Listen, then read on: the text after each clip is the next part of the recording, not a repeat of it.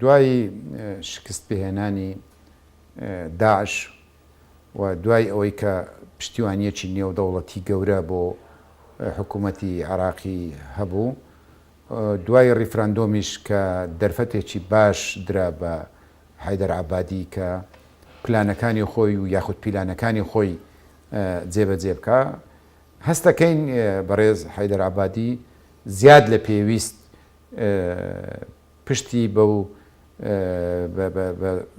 بەرهەمی سەرکەوتنەکان بەستەوە و تووشی لە خۆبایبوونێکی گەورە بووە. ئەو لە خۆبایبوونەی وا کاتن کە ورد بەرپێی خۆی نەبینێ، واکە کە هەڵوێستەکانی لۆجیکی نەبن، واکە کە باش هەڵو مەرجەکانی عراق تەناتی هەرێمی کوردستانیش نەخوێنێتەوە.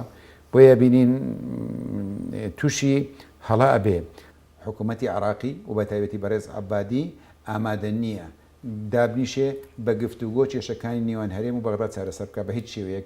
چیان گوتووە ناتوانن بڵێن ئێمە گفتوگۆ ناکەین، بیانوو ئەبێننەوە، مەرزدا ئەنێن، خۆیانە دزنەوە. تا ئێستا ئێمە لە بەغداین لە نزیکەوە ئاگادارین بە هیچ شێوەیەک ئامادە نیە دەرگای گفتوگۆ بکاتەوە.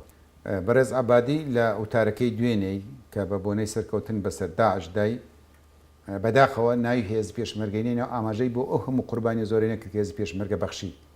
عەبادی باسی ئەوەی نەکرد کە هێزی پێشمەرگە لە ماوەی چەند ساڵێک لە 1000 کیلۆمەتر شەڕی داعشی کرد. 1000 کیلۆمەتر کەم نەبوو شەڕی داعشی کرد و خۆی ڕاگرت.